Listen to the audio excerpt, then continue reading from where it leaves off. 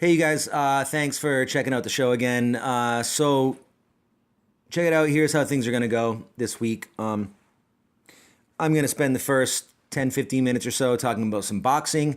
Then I'm going to spend another 10 minutes or so talking about hockey. And then I'm going to talk for a couple minutes about Robert Kraft's balls. And you're definitely not going to want to miss that. And from there, somewhere around the 24-minute mark, the whole scope of things is going to change to something that I really need to talk about and really need to address that's been going on in the last few weeks. And something that I felt an obligation to spend as much time as I needed to talking about on this show. Okay, so please stick around. I'm going to spend most of this show honoring somebody very important and dear to me and very important and dear to a lot of us.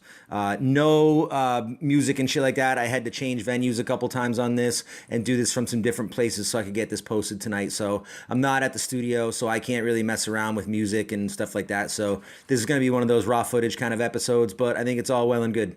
All right. Enjoy the show. Thanks for being here. And here you go. Hi, and welcome back again to the Tony McNaboe Show for Saturday, March 30th.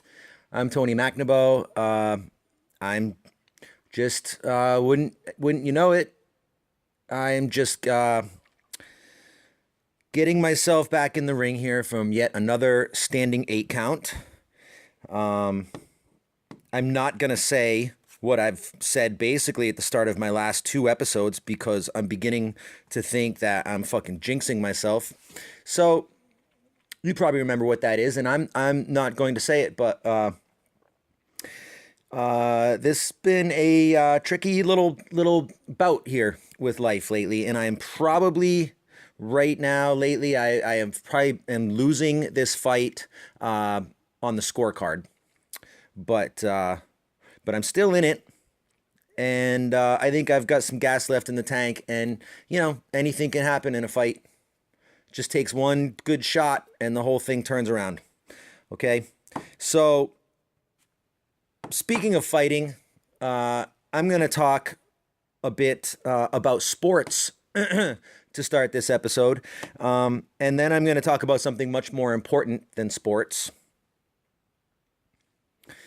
But there is a fight on tonight that I hope to have this, up and published tonight by, I don't know, maybe 7 Eastern time. And so if you're getting it right away, that'll give you enough time to figure out what this is all about. Maybe you can check out this fight as well. I'm going to need to talk about my Bruins because the playoffs are coming up. And I'm probably going to be doing a lot more of that as this goes on as well because I'm a huge hockey fan. I've managed to use some self-control in talking about that so far. But again, it is playoff season and the Bruins are in. So I'll be talking about that a bit more too. Okay, so that's what we're looking at, and this will get more interesting as we go along. I think it will. I mean, I don't know. Maybe you won't find it interesting at all, but it's I have some stuff that I need to talk about today, and I'm going to do that whether people want to hear it or not, because I have to. All right, so there we are. Let's get into this. Welcome. Great. Here we go. So I've talked before about this boxer, this kid that I've kind of become a big fan of. His name's Ryan Garcia. Ryan Garcia is fighting tonight. It's not on any major networks, unfortunately, but it is on this new app that you can get called DAZN, D-A-Z-N, which is basically, it seems to be, I think it's a Golden Boy Promotions owned app. It's basically Oscar De La Hoya's app, and it's where his stable fights at. There's also some UFC stuff on there, I think, and you basically can catch all these fights that aren't on major networks. So it's pretty easy. I think it's only $9.99 a month or some shit like that. You can actually, if you just want to watch the fight tonight, you can set up your account and then it gives you a 30-day trial. You know, that whole racket, you know, you can sign up and then within 30 days you can cancel it and it doesn't hit your card, right? So you can do that if you want. It's pretty simple. I did it the last time he fought, and I'm probably going to do it again tonight if they'll allow it. So otherwise I'll just buy the fucking thing. It's only $10, whatever. I know that I've talked before on this show about how much I like this Ryan Garcia kid. I've talked about how charismatic he is. I've talked about, in terms of charisma alone, all right, I won't get into ability and all of that because that would be ridiculous. But as far as charisma alone and what he might do for the sport of boxing, he does have a little bit of Muhammad Ali in him, I think. Now, his trash talk game is not anywhere near Muhammad Ali, but then again, nobody's ever will be, ever has been, ever will be. But here you've got a kid who's got like over 1 million Instagram followers. She's actually filling arenas with teenage girls, which I don't think anybody's done since Muhammad Ali. And there is a level of like likability to this kid that I think is really good for the sport of boxing right now. It needs it. There hasn't been charisma. There hasn't been a ton of likability in the boxing game for a lot of years. I think the last generation where boxing was real popular was when you had, the Holyfields and the Tysons and, these great heavyweight champions. But you also had some lighter weight guys. You had Roy Jones Jr., who was probably he's in my top 3 all time for sure. Like, I fucking loved watching Roy Jones Jr. fight. You had Shane Mosley. You had the whole Arturo Gatti, Mickey Ward thing that happened years back. And again, I can't stress enough, if you just want to see like one of the greatest fights of all time, it's what put Mickey Ward right there in my top 3 as well. Mickey Ward was probably my favorite fighter until, sometime this year when I started kind of following, getting involved with Ryan Garcia, who now I think is my favorite fighter, active fighter. It's really close between Ryan Garcia and Vasily Lomachenko. I love watching both of them fight, but Ryan Garcia is kind of my dude right now. That's kind of my horse in the race. I want to see what he's going to do. But anyway, going back, go to YouTube and watch the Mickey Ward trilogy. Watch the Mickey Ward Arturo Gatti trilogy. Watch the whole thing if you can, but at least just start with the first fight. Ward Gotti Part 1. If you YouTube that, you can check out the whole thing. It was fucking tremendous to watch. So anyway, I think Ryan Garcia is good for the sport. I think there's a lot of guys coming up that are good for the sport. There's some good rivalries brewing and shit like that. But anyway, tonight, Ryan Garcia, who I have not really seen get tested yet. That's why I'm kind of excited for this fight tonight. Every fight just about that I've watched him go, he's been pretty much dominant. The last fight he had was on the undercard of the Canelo fight. I think that Oscar De La Hoya knew that that was going to be a high-profile thing, and they threw this fucking clown at him and just wanted to get him to really look good on the big stage, and he did. But this one is a main event for Ryan Garcia, and I think this one is going to be a big test, and he's fighting this guy, Jose Wonderboy Lopez. Okay, Ryan Garcia coming in at 20 years old, a baby-faced 20-year-old. Looks like he's 16, 17-0 with 14 knockouts, still hasn't been beaten, and like I said, still hasn't been tested. And that's what I'm interested in, because Jose Lopez has been around. He's 24 years old. He's got a 23-1 record, also with 14 knockouts. Now, he was a highly touted prospect for a long time, okay? Like Jose Lopez has been in some wars. He's been tested. He's been getting beat and then come back and won fights. Something that I haven't seen Ryan Garcia really have to do yet. Jose Lopez, Jose Lopez fought guys like Victor Ortiz, right? And you have to remember that Victor Ortiz, even though it was years removed from it, in Victor Ortiz, you're talking about a guy who fought Floyd Mayweather in his prime. Now, he most famously was the dude who was dumb enough to try to touch gloves with money, and Mayweather just fucking sucker punched him and knocked him out cold. But that was Victor Ortiz. Jose Lopez had a great fight against him. So Jose Lopez is tested, and he's tough. And they both weighed in yesterday. They both look like they're in great shape, but Jose Lopez is fucking chiseled. And he's a bit bigger than Ryan Garcia. So I think that the Flash is going to get tested tonight. And I really, really am most curious to see how he responds. Okay? Like, I don't want to see him go in and just win the fight. That would be nice and everything. But I want to see a fucking war. I want to see him face some adversity. Maybe get cut. The kid's never bled as far as I've seen. Maybe get cut. Maybe see how he responds. That's what I really want to see tonight. And I don't know what's going to happen.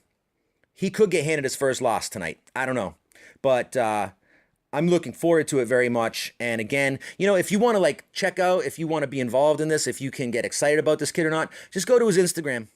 All right. He's at King Ryan G. Ryan Garcia. Go there and watch his training videos. It's really fucking impressive. The dude is so fast and he hits so fucking hard. And he's one of those kind of left hook guys. And I like those.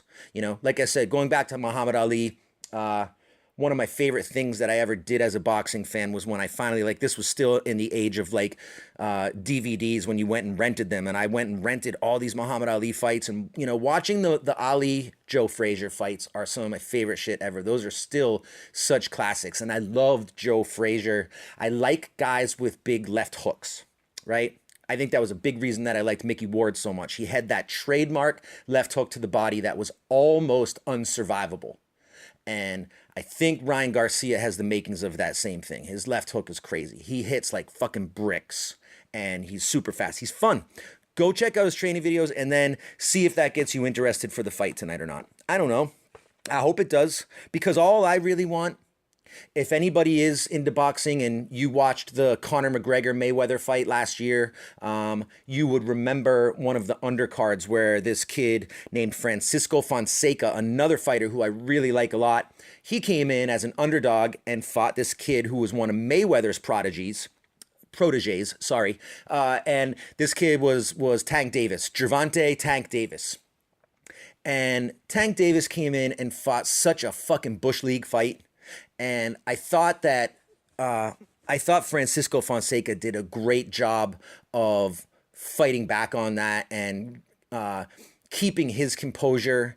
And it was a really, really great fight to watch. And Gervonta Davis won that fight and fought that fight in the most Bush League, no class, fucking chicken shit kind of way.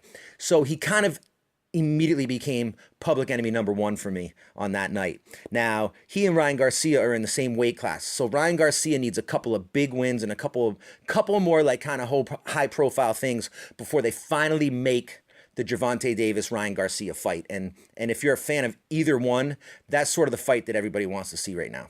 So I don't know. Go check out Ryan Garcia's Instagram. See if it gets you excited. Watch the fight tonight. Go watch the Gervonta Davis-Francisco Fonseca fight. Get yourself in a situation where you dislike Gervonta Davis as much as I do, and then you also can be excited for hopefully some future fight between Ryan Garcia and Gervonta Davis. I don't know. All right? I don't know. And then as far as Lomachenko goes, my other dude, I don't think he has any fights coming up anytime soon, but he's a good example of, like, he was a guy who I never really saw get tested. And it was exciting when he finally fought Jorge Linares and got knocked down. That was the first time you ever saw Lomachenko really have to battle and like come back from some shit. Now that stuff's exciting for me. And that was a great fight. So that's what I'm looking for tonight. Okay. Other than that, the Bruins currently right now are playing the Florida Panthers. I'm not watching it because I wanted to get this episode done. And when this is done, I've got to go and shed my drums for a couple hours to try to get ready for this show later on this week that I'm going to be talking about shortly. And so once I'm done with that, I'll go and I'll watch the Bruins. It's being taped, so I'll look at that. But I'll tell you this about the Bruins. They're rolling right now. They're winning a lot of games. They're scoring a lot of goals. It's a fun team to watch. But I'm getting kind of the same feeling that I get every year. You know, they perform really well in the regular season. Right now, again, just like last season, they are overachieving, in my opinion. They are being carried, as they've been all season, by that top line of Bergeron, Pastrnak, Marchand, which they're now breaking up, apparently, starting today. And we'll see if that goes through the playoffs. But they're going to overachieve. Then they're going to hit the playoffs. And we're going to realize, this is what I'm afraid of. We're going to hit the playoffs.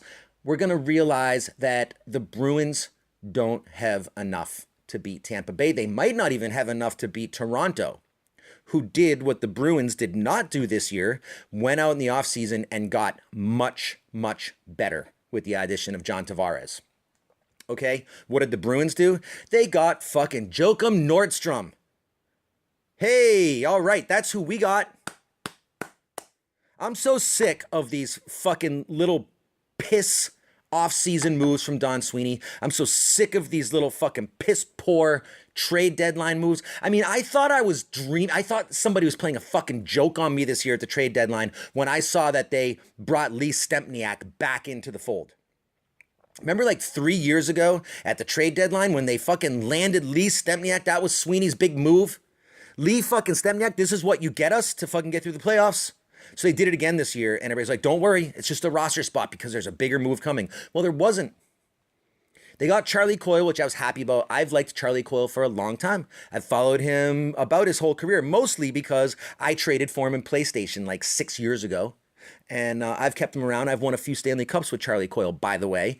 And I like Charlie Coyle. I think he's right where he belongs as a third line center on that team. I like him there. His puck possession is good. He's strong on the puck. He's a strong body. And I'm excited to see how he looks in the playoffs. He's been kind of a nothing burger for his whole career. When the playoffs hit, he kind of disappears. I think this is going to be different now that he's playing in his home city. I think he's going to have some pride and he's going to have something to prove. And so I'm looking forward to that, but I'll tell you what was not enough. And I don't like it. I don't like it one bit. And you know what I'm going to say. It's Marcus Johansson. Not enough. And I'm so sick and tired of this fucking tinkering with what are we going to do with David Krejci for 3 fucking years. You read it every fucking day in the paper and everywhere else. It's like trying to fit somebody in with David Krejci, somebody to play with David Krejci, somebody to put with David Krejci. And Don Sweeney just keeps tinkering. Again, with these little shit moves. We'll put a countryman on his side. That'll fix everything. We'll put someone in the system on his side. That'll fix everything. We got it from in-house. No.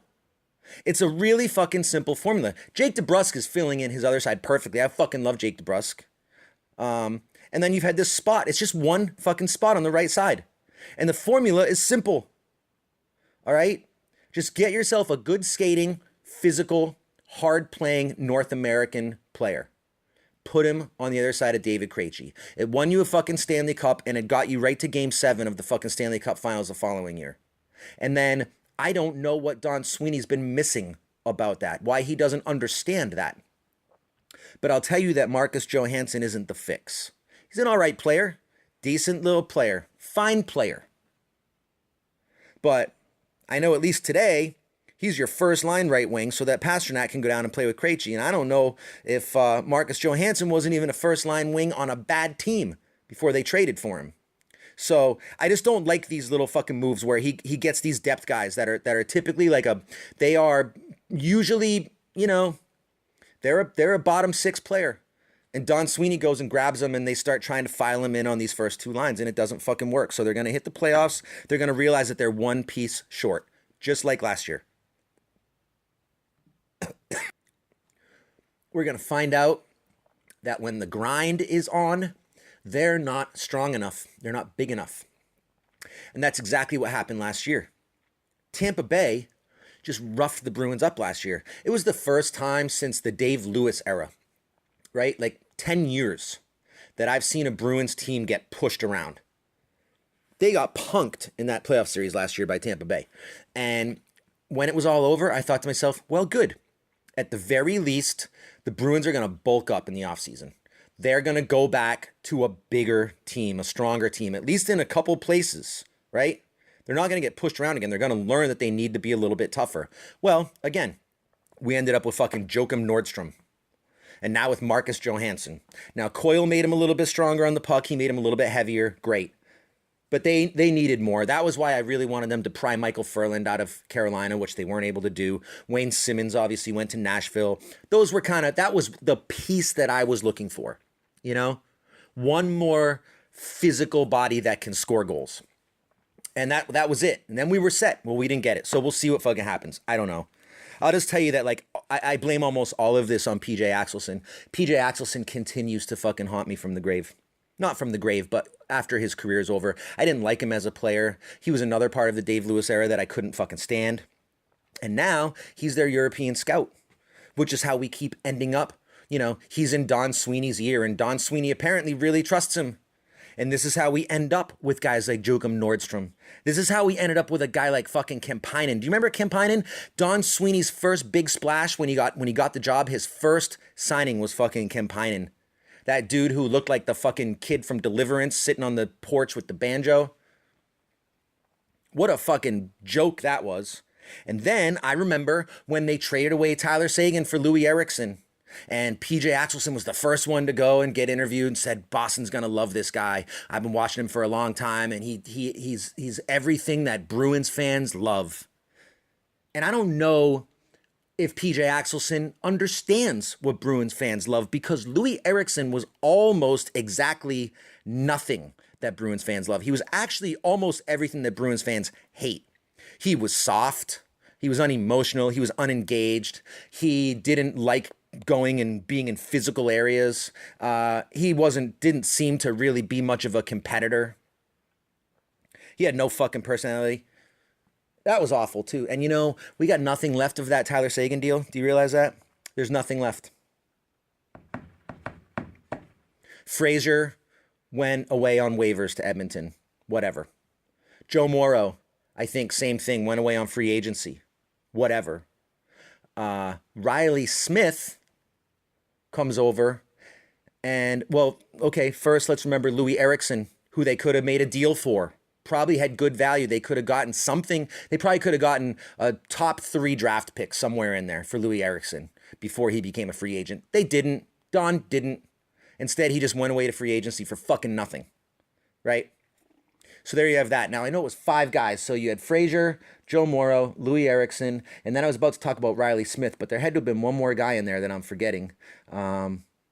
That's, I guess, just how insignificant it was. I thought there were 5 players. I don't fucking know. But all I know is this. The last thing we saw of Tyler Sagan, the last thing that was left of the Tyler Sagan deal was when they traded Riley Smith to Florida for who?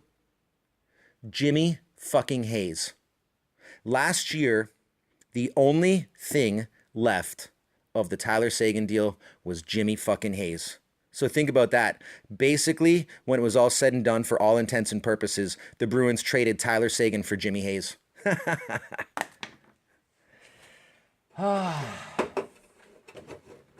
And so now this is where we are, and that's all on Don Sweeney. I don't want to talk any more about it because I want to get to this next thing. Okay, I spent 20 minutes here. That's good. That's what I wanted to spend. But I do have a really great Don Sweeney story. And it is the playoffs coming up, and I'm just gonna get angrier about this roster that he's built, believe me. And so I'll tell this Don Sweeney story another time, but it's a good one. I got to meet Don Sweeney one day, and I don't think he liked me very much, put it that way. So anyway, there's my sports, and then you have the Patriots. They come in and they do what they do every year.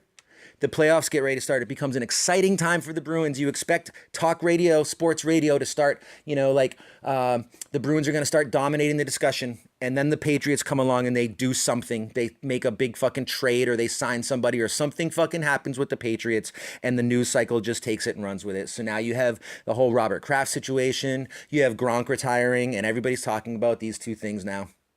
And Robert Kraft going to trial. I was talking to my friend Ben the other day. He's like, why would he go to trial? Why wouldn't he he's Robert fucking Kraft. That's why he's going to trial. Because he doesn't give a fuck. And furthermore, he must think that there's something about this story that he feels is incorrect, and something that he wants his name cleared on, right? Because that's what people do when they know what they've done, they know what they're guilty of and what they're not guilty of, and they're confident in it. That's what people do. They go and they have their day in court. All right? You don't cop a plea. You say, no, I'm pleading not guilty. I'm going to court. And that's what he's doing. And I don't know if it's, I don't know if it's got to do with, there's been all this talk of, human trafficking. And I would imagine that he wants to be sort of exonerated from that. I know that's not in the charges, but I bet it's going to come up. And I bet he wants his name cleared on that, okay? You're talking about a guy who got a fucking handy from a 50-something-year-old woman, as far as I understand it, okay? This was not a child. This was not even a young lady, okay? I think the woman, if I remember reading correctly, I think the woman was 53 or something like that. 2 consensual adults. Okay, big fucking deal. And that's probably what Robert Kraft is thinking. So my friend Ben goes, well, what about the video? It's on video. Why would he want everybody seeing that video? Well, again, he's Robert Kraft. He doesn't give a fuck about people seeing that video. He might even be proud of it. Look at my penis. I'm Robert Kraft. Check out my penis. I could see, Tommy, Tommy, come here, Tommy. I want to show you something. Bill wouldn't watch it, but I think you're really going to like it. Look at that thing, Tommy. Isn't that great? And then, wow, Mr. Kraft, it's really that's a wonderful penis, Mr. Kraft. It's really great. Isn't it, Tommy? So go ahead. It's probably what he's thinking. Go ahead. Look at my penis. I'm Robert Kraft. And while you're at it, everybody, while you're there looking at his penis, make sure you get a good look at his balls because they're made out of fucking brass and they're the size of goddamn cantaloupes. So we have that to look forward to. And then, the Bruins get into the playoffs and all we're going to hear about is Robert Kraft's penis and his balls, which I'm happy to entertain conversations of Robert Kraft's balls because it's an impressive set based on what he's doing. So good for him. Okay, there. Now we're going to move on to the second half of the show, and this is where things are going to get a little bit more serious. So,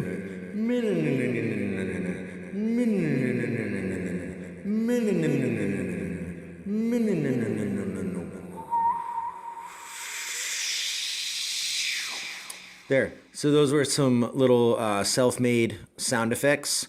You've probably noticed a shift in the sound of the audio. I have had to do a venue change here.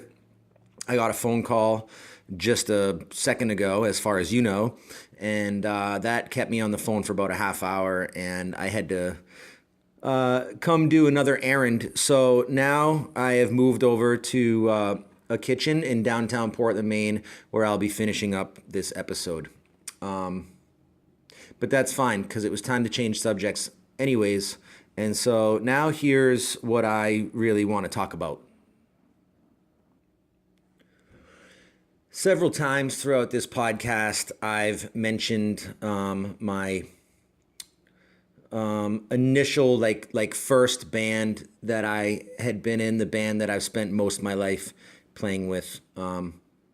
And respectfully, I've talked about that sort of minimally. I don't want to treat it as though it's still my band, even though it was most of my adult life that I spent with it. I don't want to attach myself too much to it, again, just out of respect, because I did get out of it for the last time in 2011. But we've continued to share a studio together that we moved into and built together in 2006.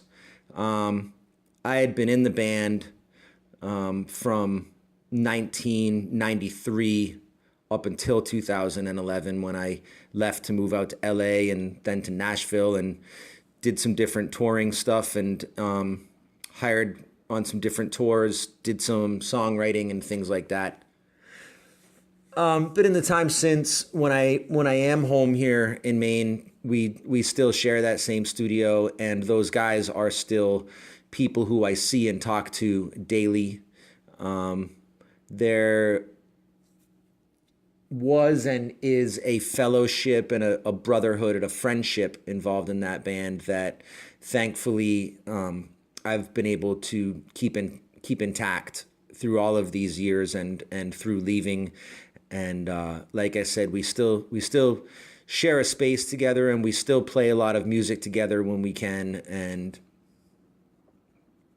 I guess what I'm saying is, in terms of our friendships, it is, and it always has been as strong as it's ever been. And so, but I want to talk very specifically about that band now for a little bit. And so starting with this, okay, you're going to need to know the cast of characters. If you don't already, then I'll just run this down really quickly. Okay. We were a 7-piece band. Guitar, bass, drums, keys, and a 3-piece horn section was, for the most part, how we rolled, and how they continue to roll, by the way. Still an active band, and in fact, the last 2 records they've made were the only ones that I wasn't on, and also happened to be my favorite 2, in my opinion, the 2 best Rustic Overtones records that band's ever made. have been the last two. Let's Start a Cult, and the one after that was called Cult 2. And they're phenomenal. So, again, quick cast of characters you'll need to know, all right?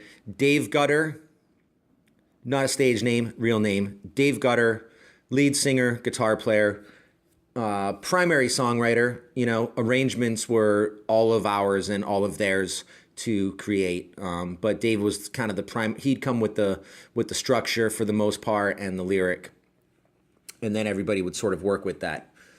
All right, Dave Gutter.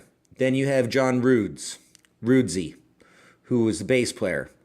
Rudesy's probably my closest guy in the group. And I think that's just like any band that I've played with at any point. There's always been a particular draw and a particular closeness for me with the bass player. I think it's just a natural thing between a drummer and a bass player in a rhythm section. That's the person that you're most communicating with, both verbally and musically. And so that's Rudesy, bass player.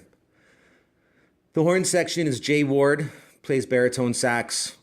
Dave Noyes, the slide trombone player, and also sort of the patriarch, sort of the dad of the band. I think everybody has a member who sort of quietly is the glue, is sort of the heart and the soul of the band and sort of keeps things together, and that's been Dave Noyes. And then there's the three of us who were original members but have since left, all again under amicable circumstances. There was myself. I was replaced by a drummer named Gary Giametti, who's currently playing, and Gary's fucking great. He's a mutual friend of all of ours. He was sort of a mentor of mine before I left, and so it's been really great to have Gary kind of come and take that role over. And again, to hear the work he's done on the last couple records has been a lot of fun for me to listen to. Then you have Ryan Zoidis, who is the saxophone player. Zoidis started this group called Lettuce when all those guys were in college, when they all were at Berkeley together. They all went on for like 10 years or whatever to do all separate things. And in the last few years, Lettuce has really blown up. Those guys are internationally one of the most popular and most successful bands in their circuit. So a short time after I left in 2011, Zoidis also left to go and join Lettuce full time. And that's sort of what he does now. He was replaced by another great mutual friend of ours named Lucas Desmond, who now plays saxophone with Rustic Overtones. Then you had Spencer Albee, who's the keyboard player. And Spencer, when he left just a little bit before I did, he was replaced for a short time with Nigel Hall, who's also a member of Lettuce. He plays keys and he sings with Lettuce. Nigel Hall is one of like the greatest talents on the fucking planet, in my opinion.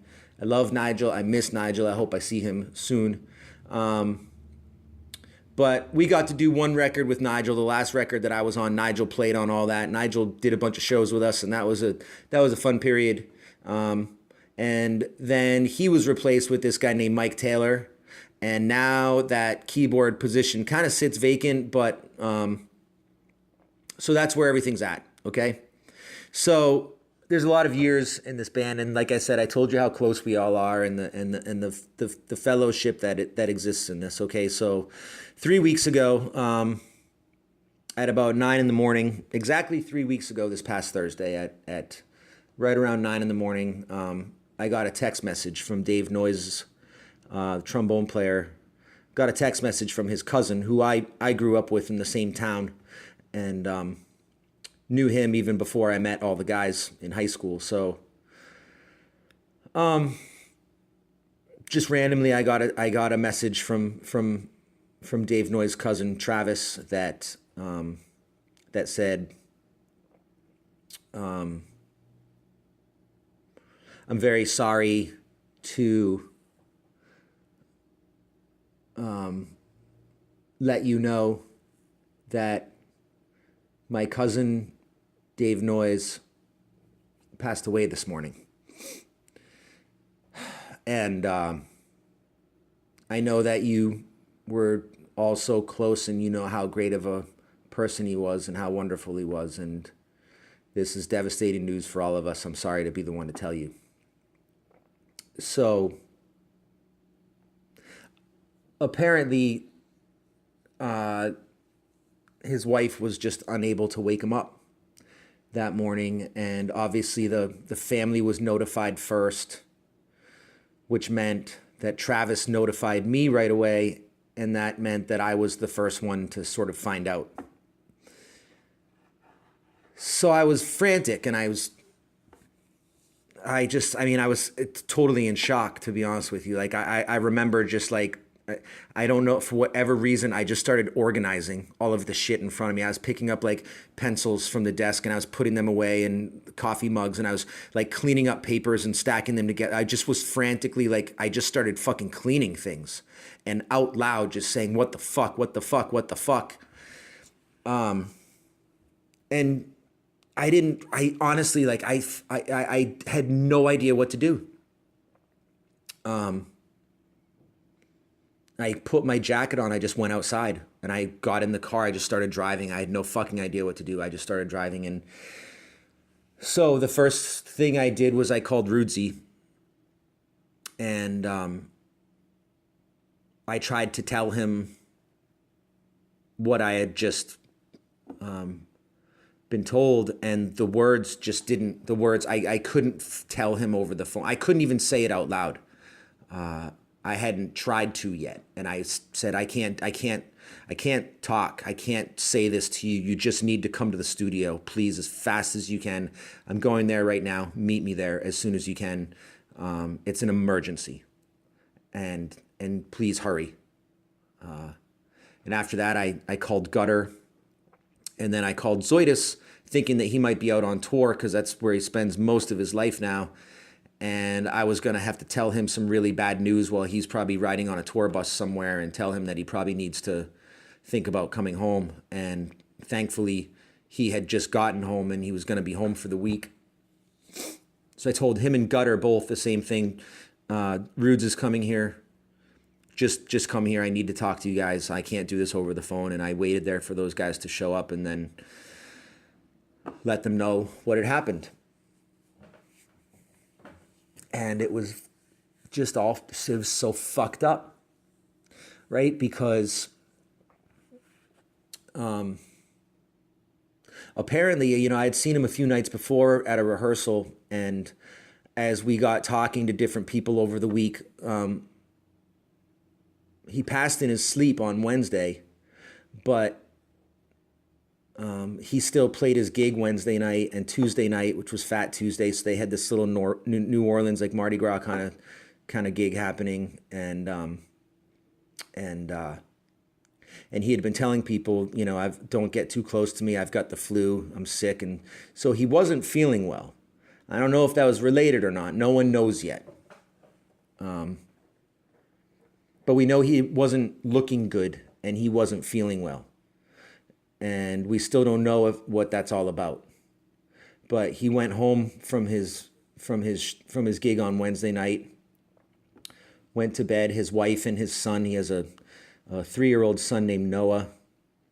They were sleeping, so in order to not wake them up, he slept out in the other room. And when Anna went to wake him up, he just didn't wake up.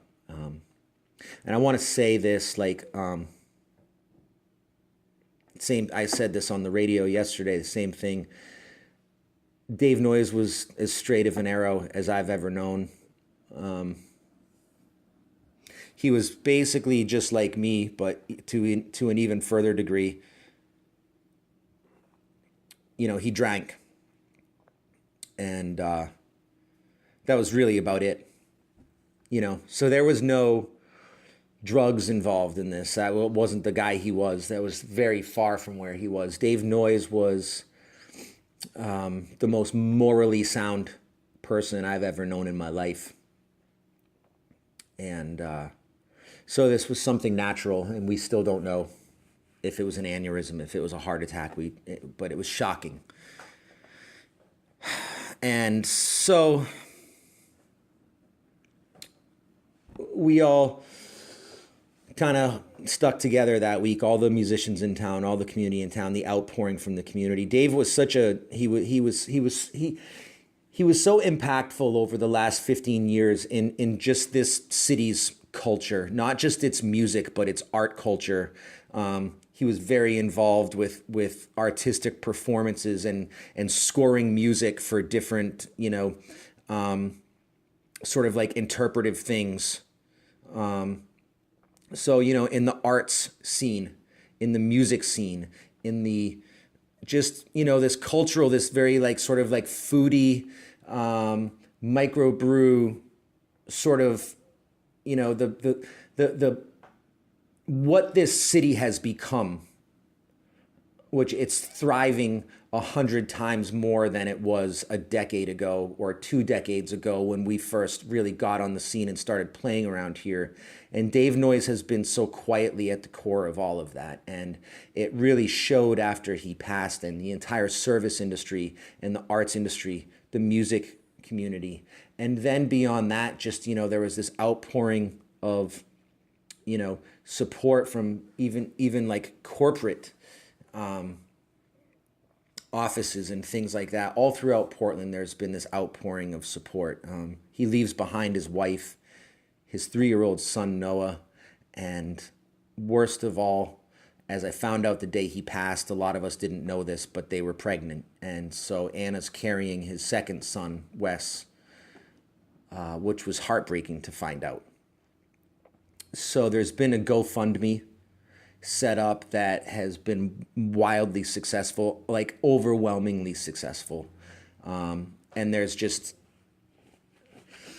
still so much that his family's going to need. So you can find that GoFundMe in a lot of different places simply by Googling that or going to different, Facebook pages and Instagram pages of any of us that are in the band. Ultimately, we're going to be doing this show on Wednesday. So if anybody is in the Portland, Maine area, or you live nearby, or you want to come in for this, we're going to be doing this show at the State Theater where we always played. It's a very special place to us. We'll be doing this benefit concert this Wednesday night. All of the money, 100% of the money, is going to be going to his family and to this fund that we're setting up for them, or they're in the process of setting up. It's going to be Rustic Overtones will be playing. It's going to be current members and all of us former members, all of us doing this together, either switching out our things that we played with other people or playing them together. And it's going to be very special, and we're going to have all these other bands involved in the show as well that Dave played in. I've talked about that group, the Fog Cutters. That was who I kind of got myself in all that trouble with over Christmas time, and I talked in the last episode, I think, or 2 episodes ago, how much those guys all mean to me and the history between us, and Dave was one of the founding members of that, and Dave was the creative, one of the creative forces behind that. And I think all of those guys learned through this, and you saw how much he meant to all of those guys as well. This is 20 brass players from all over town, and every single one of these guys looked up to Dave. They didn't just respect him and enjoy his company and enjoy being in an environment with him and playing music and being creative, but they looked up to him. And he was always the quiet, humble leader in every way. And he was the same thing in Rustic Overtones and every other thing that he and I have done together, and the music that we've made together. He was the most humble, gentle, quiet, but yet assertive man. And he wasn't just assertive in his creativity and in his art. He was assertive in his discipline, and he was assertive in his sort of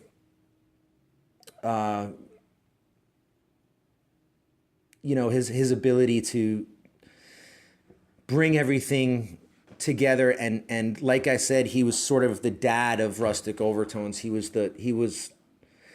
this to a lot of people, as I'll describe about myself personally. I don't want to speak for everybody, but I know he was this for a lot of people, and for me, he was my compass. The time that I spent in that band with him, and even just as much the years that I've spent just being a friend and somebody who sees him daily, and he meant so much to me in terms of that moral fabric that I talked about earlier, and he was always the final say. If we couldn't agree if something was the right thing to do or the wrong thing to do, it went to Dave Noyes. If you couldn't agree if something was funny that you did that, or if it was not funny that you did that, it went to Dave Noyes. And when Dave Noyes made his decision on that, nobody fucked with it. Nobody fucking argued with it. You didn't dare to try to argue with it. It was in stone at that point. And man, I needed that in my life. And I don't know what I'm going to do without it. I hope I'll be all right. I've talked a lot in my show about how I have a tendency to cross the line, and how that riding the line and exploring the line and what the boundaries are of things. That's always something that I enjoy. Excuse me, I'm turning my ringer off here.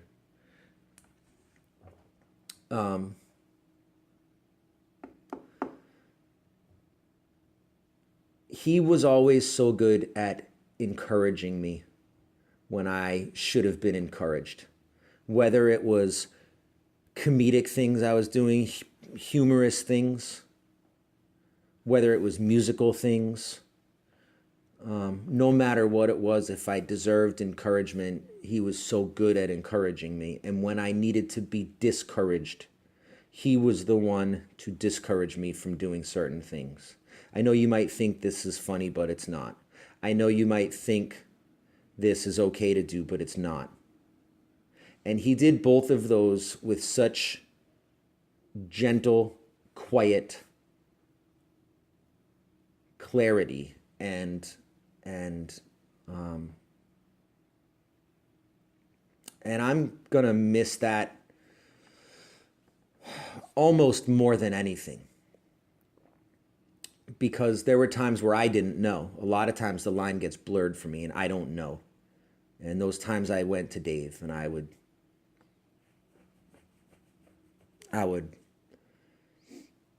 see what he had to say about it, and even if I disagreed with it, I just knew he was right.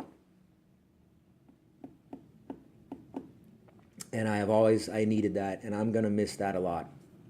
But what I'm gonna miss the most is making him laugh. I know that we played so much music together and we did a lot of things together. And you'd think that that would be what I'm going to most miss, but it's not. It's not even close. There's just a few people in my life who I enjoyed trying to make laugh as much as Dave Noyes. And either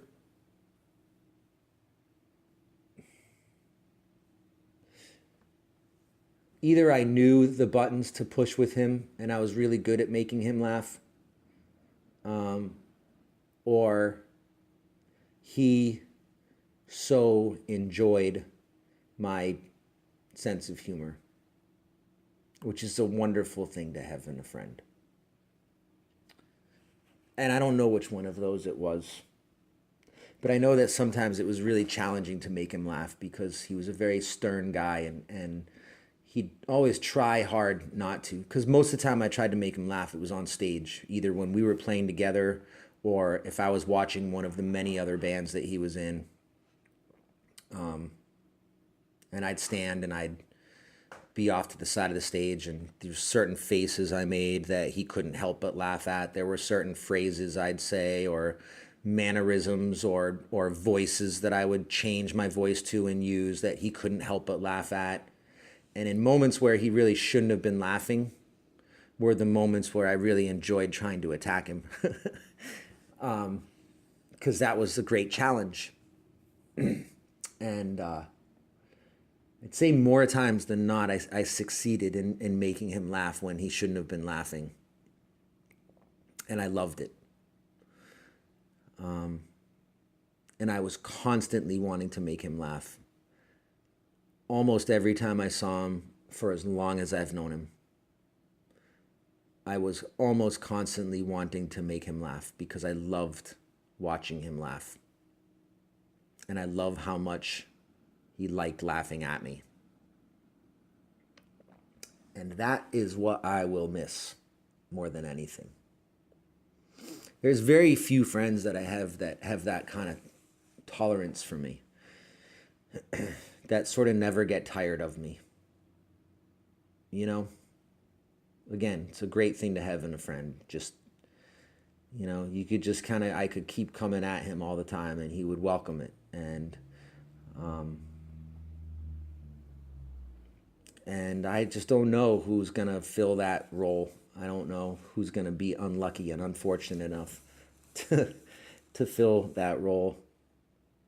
But I just loved fucking with that guy and doing anything I could do to get a laugh out of him. And I mean anything. There's stories I could go down and tell. Anything I could do to get a laugh out of him. And it was, the best one was always when he was trying not to, and he'd cover his face and all I'd see were his shoulders shaking up and down, knowing that he was laughing, but he wouldn't let me see his face because he didn't want to encourage me. And so I just, I can't do this episode without saying how wonderful of a person we lost back there. And how much he meant to me and how difficult the whole thing was. And also, without saying that all of us as a community, and particularly my brothers in Rustic Overtones, how we all really came together over these last few weeks and how much that's meant to me. Again, I kind of go back to Rudesy a little bit and how important he was to me through all of that. He and I were asked to be pallbearers among 6 other friends of Dave. A few of them who I'm also very close with. And that was that required more responsibility. No, I don't want to say more responsibility, but it required certain responsibilities that I was not ready to perform and to deal with. I think that goes for all 8 of us, I'm sure. But in my experience, I was a fucking wreck for those 2 weeks. Didn't fucking eat for 6. Literally, I didn't eat for 6 days. I barely slept. I'm still having a hard time sleeping. One thing I've never had to do is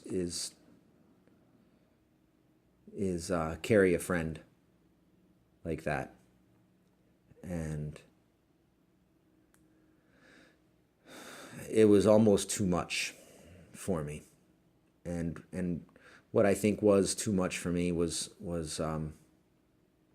after we left the funeral service, we were driving over to the cemetery for the burial, and the funeral procession behind us was so fucking long, and the police force of this entire city where we're from had completely blocked off half the city on the route between the church and the cemetery.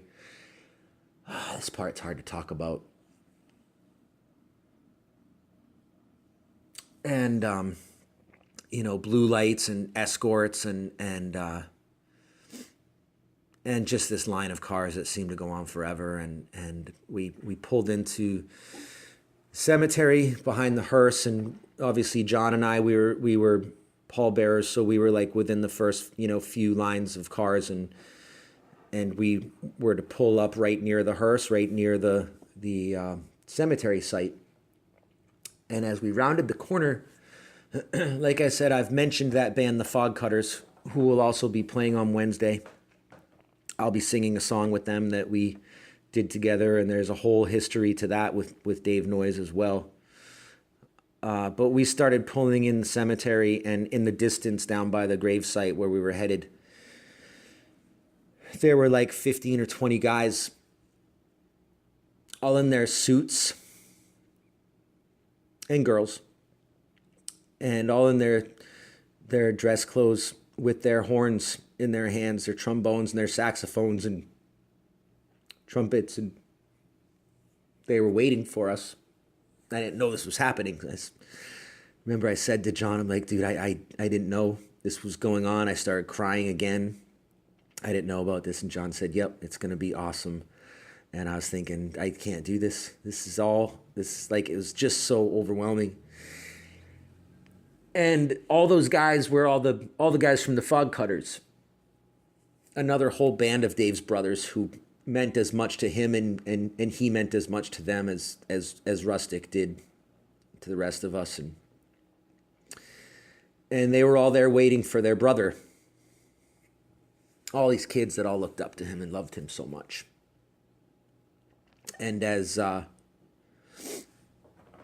everybody parked and came down to the site, we went over and one last time we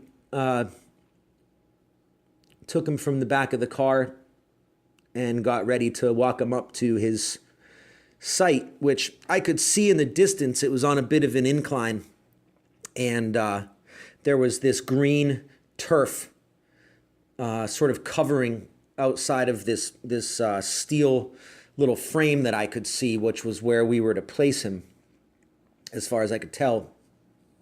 And but that was all I could see. And so we took him out and we began walking him about 30 yards up this little hill to his site. And as we started walking, all these guys in their horns, they all fell in line behind us. And they did the most tasteful, beautiful thing I've ever witnessed. And they all played this New Orleans style funeral dirge, which, if you don't know what that is, it's just, if you can imagine 15 or 20 horns blaring. It's half celebratory and it's half very sad and minor and slow, but it's musical and it's expressive and it's beautiful. And there they were behind us, doing what I think may be the most respectful thing you can possibly do for someone like Dave Noyes. And they all had the strength to play this dirge together as we walked him up there.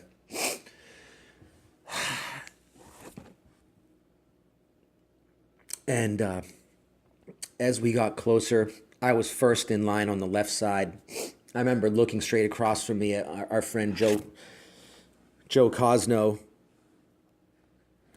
who was another one of Dave's high school friends, close friend of mine. I've spent so much time laughing and enjoying his company and looking across and seeing how Joe was having as hard of a time as I was. And as we walked closer to this frame, this spot where we were to lay him down, once it started to crest over this hill, I realized that they had dug the hole. I didn't know this. I figured there was something maybe covering that, or that once the ceremony was over, they'd do that after everybody had left.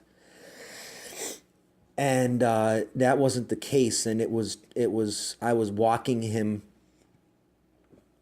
literally to his grave to place him over this hole.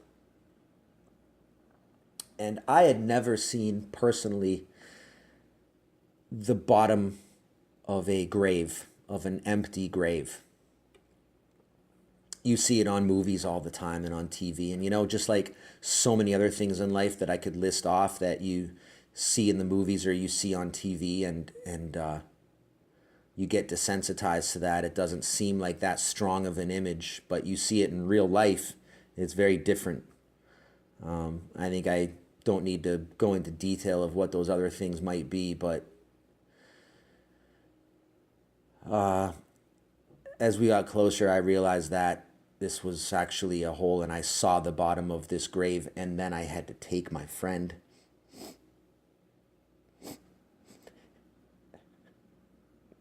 and place him over it on these straps.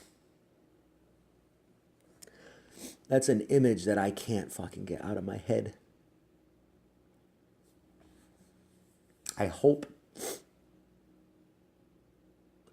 eventually it softens, but it still wakes me up in the middle of the night. Out of a dead sleep, I wake up and I see that fucking grave.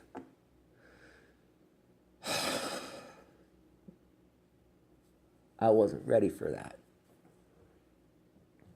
And I'm still struggling with it.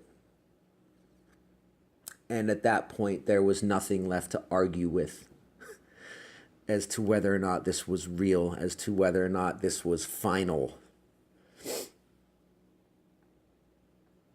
And thank God again for having Rudzi standing behind me, next to me on that, literally holding me up, keeping me from collapsing, holding me, telling me that it was okay and that I was going to be all right, and sharing that loss and that grief with me.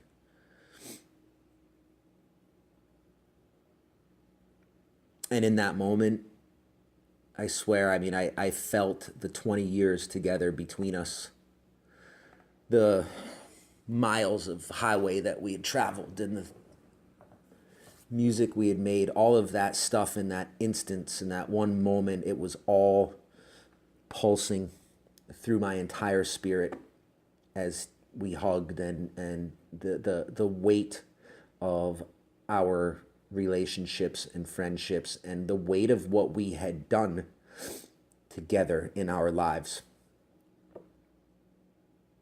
together with Dave Noyes, was so fucking palpable. And I was fucking losing it. And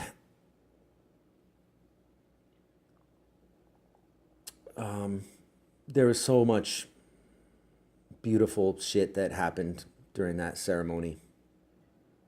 So much that just like really embodied Dave's personality in his life. And I just let everything rip on that. I remember having a short talk with John between the church and the cemetery where we talked about this, and I just want to say this. Maybe it will help somebody somewhere along the way. Everybody grieves differently. Everybody experiences loss differently. So this is not me giving anybody instructions on how to grieve. Very clear about that. This is just something how I've learned about grieving in too many of these instances, that's helped me. And maybe it will help somebody else too. But it's certainly not instruction. It's certainly not, not telling you how to do it. But I think that there's a very human purpose to the wake and the funeral and this whole couple of days, this whole event that takes place, okay? There's obviously, to a lot of people, there is the ceremonial religious connotation of it. Okay, there's the spirit that's died, that if you believe that they're going on to heaven, it's this process, it's this ceremony whereby through prayer and through blessing that they are invited into the kingdom of God. And that's largely believed as the purpose of these things. Now, I tend to look at it in a more human, primal sort of thing, where how I go about it is this thing exists in order to completely cleanse you, to purge you of all of your grief, of all of your mourning. You are supposed to release everything over this period of time. It's your chance to put closure, to bleed out all of the sadness, and to do it unapologetically and without shame. And if you feel it coming on, if you feel like you're gonna start blowing a bunch of snot out of your fucking nose and almost choking on your own tears and everything else, do it. Don't worry about what it looks like and what it sounds like. Let your spirit and let your body feel it. Move it out of you.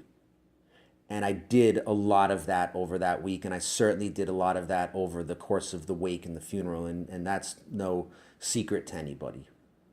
But I'll tell you that when we left that site at the cemetery and we walked back to the car, what I know is that all of that grief and all of that sadness, that all stayed behind me in that moment. And I left with a clean spirit. I left with a clean slate on the whole thing. When we got back in the car, I said to Rudzi, like, man, first thing I was just like, there's very, very few people that have lived or ever will live on this planet that get sent away the way that Dave Noyes just got sent away. You have to be a really, really special person. You have to have a really profound impact on your community and on the people's lives around you in order to have them come together and honor you in all the different ways that he's been honored. And it was a fucking beautiful service. It was definitely the saddest 2 days of my life. But when it was over, you know, by the time we left there and ended back up at the reception, I just, you know, I said to John, like, I'm just ready to laugh again, ready to make people laugh. I'm ready to smile and to feel like myself and act the way that I would have acted around Dave. And all that grief was gone, you know, within a span of hours. It's like at 7 o'clock that morning when John picked me up to 1 or 2 o'clock in the afternoon, it was so fucked up. It was so fucking hard. And then within 2 hours, the whole entire spirit had just flipped over to this point of gratitude. And I remember saying to a few different people at the reception, I'm not sad anymore. I left that cemetery filled with nothing but gratitude. And that's how I still feel now. Dave Noyes was one of the most special people that I've ever known in my life. And I got to spend the brunt of his life and my life with him. I'm one of the lucky ones. Me, Rudzi, Gutter, Jay, Zoidus, Spence, Mike, Gary, you know, we got the majority of his life. I got to spend so much fucking time with that guy. I got so much from him. I've got so much of him living in me. Like, I couldn't be luckier for that. There's billions of people on this planet who never got to know Dave Noyes. And like, I feel bad for those people. I don't feel bad about anything anymore. To ask for anything more than I got out of that guy would be selfish. It would be fucked up. And I feel very fortunate, very lucky to have known that man. I feel lucky to know his son and his family.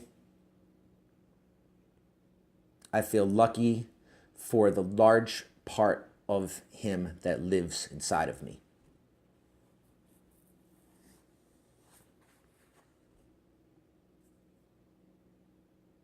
Dave and I drove together a lot. We took a lot of shifts back when Rustic was, we used to spend 300 days a year on the road, and a lot of that was overnight drives. And a lot of the overnight drives Dave Noyes would end up driving because, again, he was never much of a drinker or a partier. He was always the one that was keeping his shit together, and he'd be ready to go. He'd have a cup of coffee and a fucking muffin. He was always eating a fucking muffin.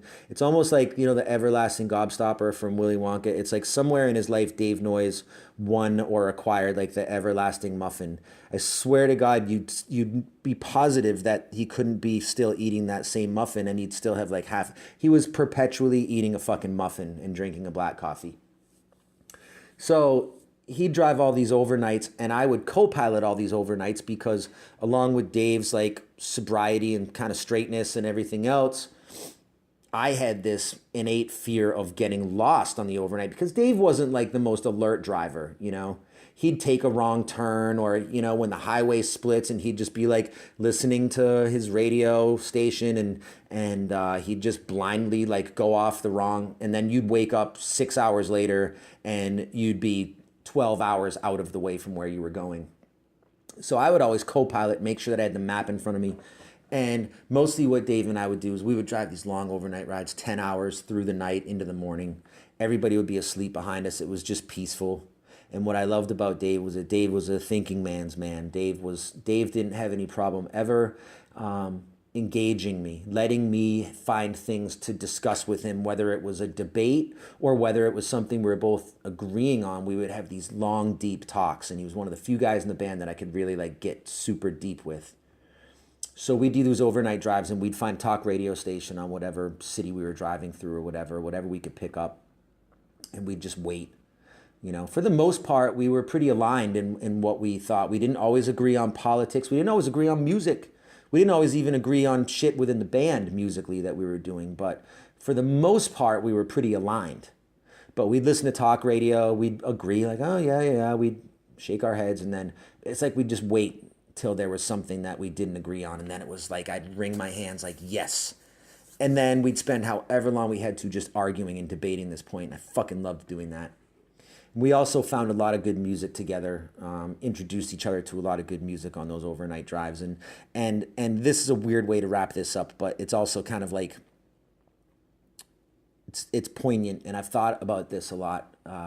I would always have my MP3 player, and I've got a lot of weird shit on mine, and all the guys knew this, right? I have a lot of really good shit too, like really, really good shit. But I've also got a lot of really whack shit, like a lot of really corny shit that I just happen to like. And every now and then I'd get busted with one of those things when I had it on random and like a fucking Peter Cetera song would come on or some shit. So you never kind of knew what was coming, and I think that's exciting. And so we were on one of these overnight rides, and I had this thing on random, and this song came on, and I was like, oh no, this could get me in trouble. And luckily, I think everybody's sleeping, and I thought maybe there's a chance that, maybe this will fly. I don't know, I'm going to let this play. And so I let it go, and it was this song that's called Remember the Tin Man. And I thought to myself, like, I might be able to trick Dave Noyes with this. I mean, Dave Noyes' taste in music was by a purist standard, whether it's jazz or Afro-Cuban or reggae, he was or hip hop or R&B or rock or metal. He was a purist. And whatever genre it was, Dave Noyes' taste was fucking impeccable. His taste was impeccable, and it was as bulletproof and as impossible to argue with as his moral fabric. You know what I'm saying? You might not like it, but if you didn't like some shit that Dave Noyes liked, which for me there was a lot of it, again, I'm not ashamed to say that, but like, if you didn't like some shit that Dave Noyes liked, it meant that you were just fucking whack. It meant that you had shitty taste. It didn't mean that it was bad. It meant that you sucked at listening to it. And that was one of those other things that was irrefutable. You didn't bother to try to argue it. You just felt shame, right? So here's this song playing. It's this song called Remember the Tin Man, and it's going okay, right? Dave Noyes would have this quiet nod of approval. I looked for it. Sometimes I got it. I looked for it in music. I looked for it in how I was acting. But mostly in music, if Dave Noyes really liked a part, or especially if he liked a lyric in a song of any genre, especially if it was something righteous, he would quietly nod his head. He wouldn't say anything. He'd just slowly nod his head, and you knew that that meant like he approved it and he liked that. You know, like one of the lyrics that specifically, one day we were driving along, he and I were in the front again. We were listening to Kodachrome by Paul Simon, and that first lyric, which is one of my favorites as well. He says, "When I think back on all the crap I learned in high school, it's a wonder I can think at all. But my lack of education hasn't hurt me none. I can read the writing on the wall." And I remember Dave Noy just being like, yeah, and just nodding his head. And that was like what he'd do. So this song, Remember the Tin Man, is playing, and Dave gave one of those sort of little nods. And he goes, "What record is this?" And it occurred to me that like, I think I tricked him into thinking that I was playing like a Joan Armatrading record, which really would have very much approved of a Joan Armatrading record. Dave Noyes would have. And he asked, "What record is this?" And I said, "It's this record called New Beginning." And he goes, "New Beginning?" He goes, "Who is this?" And I turned and I looked around to the back of the van to make sure everybody was asleep. And I said, having no idea how this was going to go over, I said, "It's Tracy Chapman. I really like Tracy Chapman." And I expected Noyes to shake his head at me and be disappointed or laugh or whatever, but he didn't. He goes, "Oh, wow, it's really good. I like this song. What else is on this record? Is this a good record?" And I was like, wow, it's kind of open to this. And I said, yeah, there's some cool shit on this record. And I played him this other song that was called At This Point in My Life. Now that song for me has been sort of like quietly and silently in my own private place. That's been a bit of an anthem for me in my life because it's about fucking everything up. It's also a beautiful song and it's got some great lyrics in it. And Dave Noyes really liked that also. Dave Noyes just liked anything that was honest and earnest and especially righteous. And if you go check those two songs, I think you'll find that they are. It's still got this fretless bass thing that's part of that genre that I hate. Like, you know, you'll get it in some of Van Morrison's later stuff and Tracy Chapman and some other things in that genre, but it's good shit. And there's been a lyric in the latter song that I told you about from that second Tracy Chapman song. I played him on that ride that night. And it's at the end of the song, and she says, "I may get this slightly wrong, but I think," she says, "At this point in my life, I've learned to live as if only love matters, as if redemption was inside, as if the search to live honestly is all that anyone needs, no matter if you find it."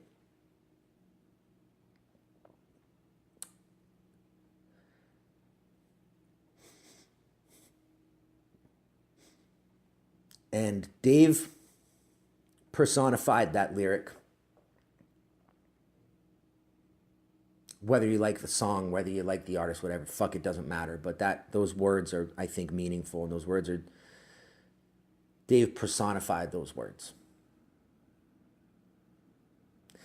And not only that, but he reinforced in my heart and in my mind and in my spirit, in his death, seeing what's left behind and what it meant to people, realizing what it meant to me. So much of it I hadn't even realized. And this could be 2 hours, you know. There's so much I'm not even getting to. But in his death, he reassured me, ultimately and above any and everything else, that a life spent in pursuit of something meaningful,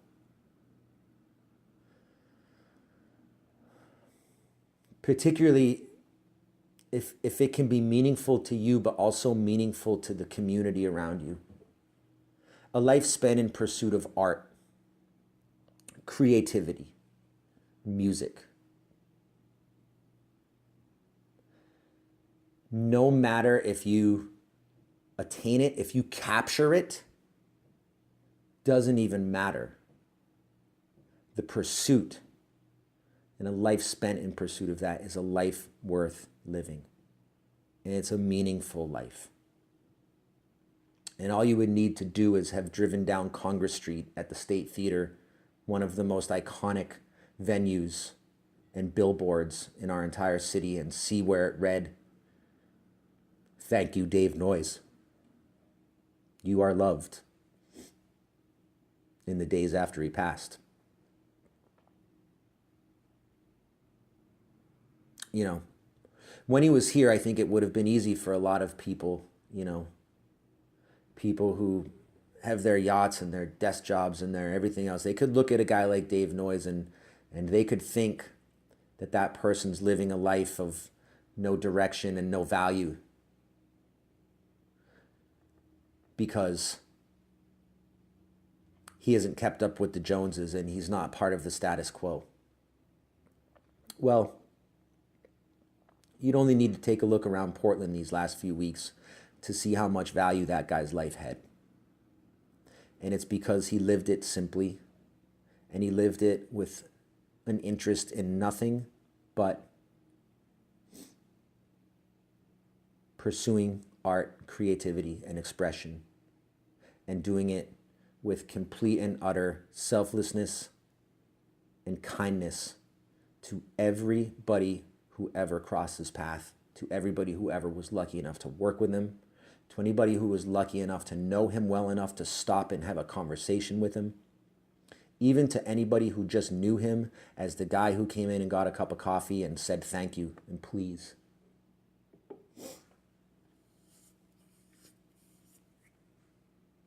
Like I said to John, few people on this planet get sent off with the kind of respect and dignity that Dave Noyes got sent off with.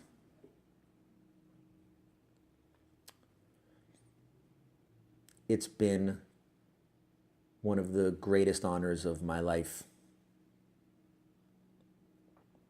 to have been part of that. And not only that, as difficult as it was, the greatest honor of my life to have been one of the people to carry him right until the end of that.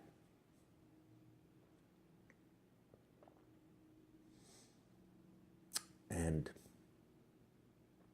I just want to leave all of you guys with that thought of how you're living your life, what you're doing, regardless of what it's earning you or what it's not earning you. I hope everybody will think about the substance of their life. I hope everybody will think about what they're chasing and why. And I hope that all of you find good answers when you think about those things. And that's all I should say about it, because this is running a little bit long now. Again, I know I got distracted from it, but we have this show, this whole night of music coming up Wednesday night, April 3rd here in Portland, Maine. It's starting at the State Theater. We'll be playing a bunch of music over there. And then when that's all done, we're going over to Portland House of Music, where 2 or 3 more of his bands are playing. We're having the after party over there, and that's just going to get even looser. And we're just going to be playing all music that he played and bands that he played in, and we're going to be mostly rustic. We're going to be focusing on his last sort of opus that we worked on together, which was this record called New Way Out. I think in the next episode I might talk more about that record, because that's a whole nother subject in itself, where I learned a lot of valuable lessons from that record in the last few weeks as well. And I just don't have time to get into, but they're important. But that was Dave Noyes' crowning creative achievement, I think, in his life, and I think he would say the same. I mean, we had something like 30 pieces of orchestral players, strings to brass sections, fucking timpanis, everything throughout that whole record, and Dave Noyes orchestrated everything. It was all his brain. It was all his work. So we'll be doing a lot of that stuff at the State Theater with his wife, playing with us in the string section, which is how they met. and it's going to be very special. And we'll be celebrating a lot of different things that he did. April 3rd, Wednesday night at the State Theater in Portland, Maine. It's $20. And there'll also be a donation center in the lobby. The after party is down at Portland House of Music with Model Airplane, Raging Brass, and I believe the flight crew's down there.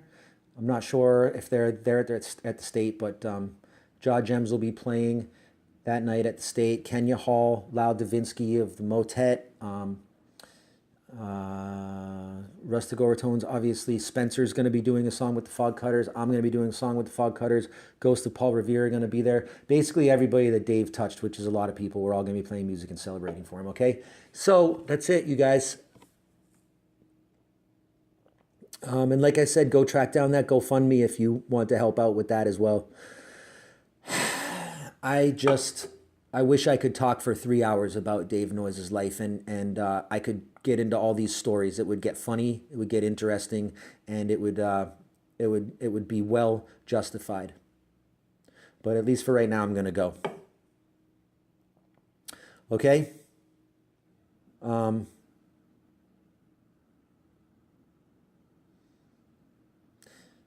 I don't know what to say beyond that I haven't already said. Just go and live, chase whatever the fuck it is that puts a fire in your belly. Go fucking run after it and forget about the fucking rules. There are no rules. In the end of it all, none of it matters. Go live your life as much as you possibly can live it. I don't know. Thanks for listening. And I'll talk with you all next time.